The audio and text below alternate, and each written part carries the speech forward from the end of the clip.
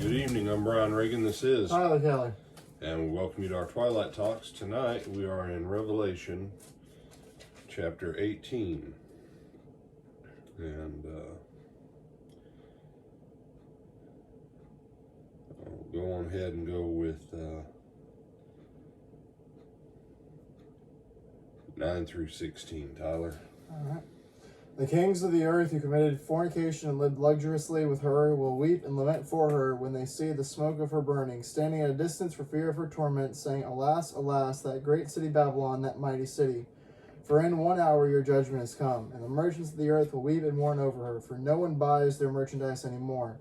Merchandise of gold and silver, precious stones and pearls, fine linen and purple, silk and scarlet, every kind of citron wood, every kind of object of ivory, every kind of object of most precious wood, bronze, iron, and marble, and cinnamon and incense, and fragrant oil, and frankincense, wine and oil, fine flour and wheat, cattle and sheep, horses and chariots, and bodies and souls of men. The fruit of your soul longed for has gone from you, and all the things which are rich and splendid have gone from you, and you shall find them no more at all. The merchants of these things who become rich by her will stand at a distance for fear of her torment, weeping and wailing, and saying, Alas, alas, that great city that was clothed in fine linen, purple and scarlet, and adorned with gold and precious stones and pearls. All right. So,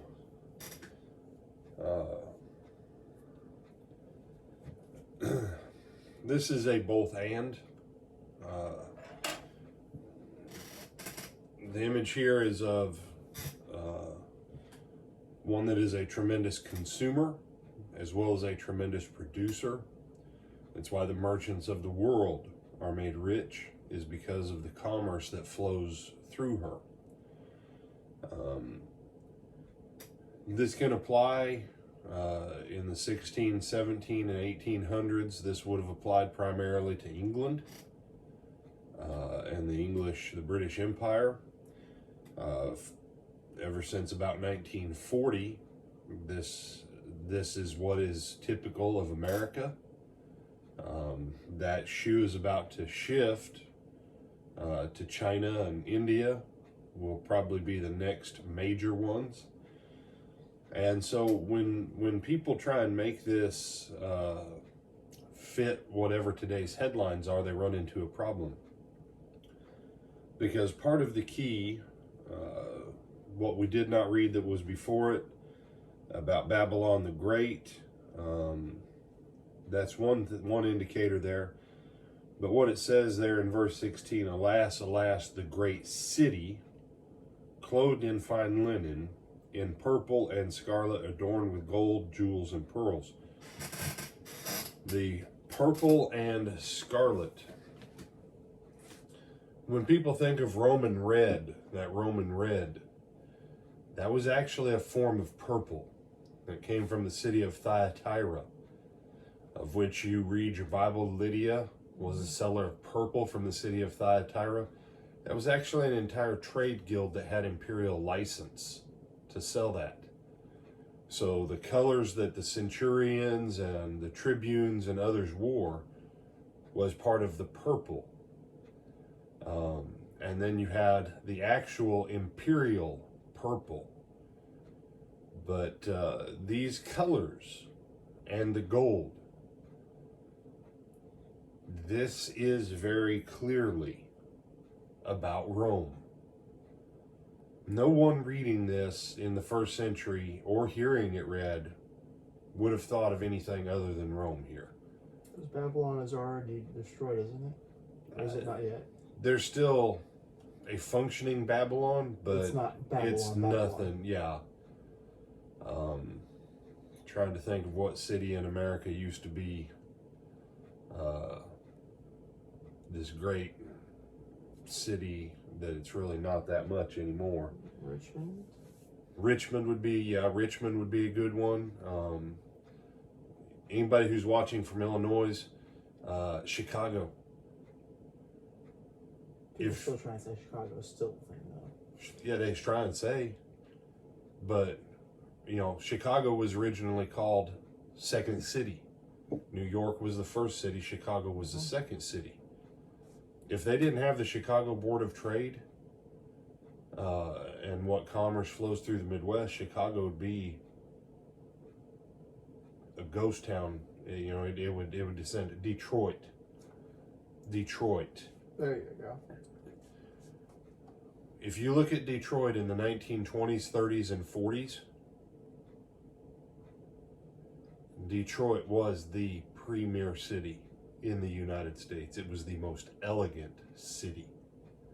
Detroit now has had negative population growth for decades. Okay? That's when you think of Babylon, that's how you need to think of it. And I would say to you, go look up some pictures of Detroit at its prime and look at all the cities and all the wasteland in Detroit now. That's the comparison between original Babylon and Babylon that was left by this time. Not even close.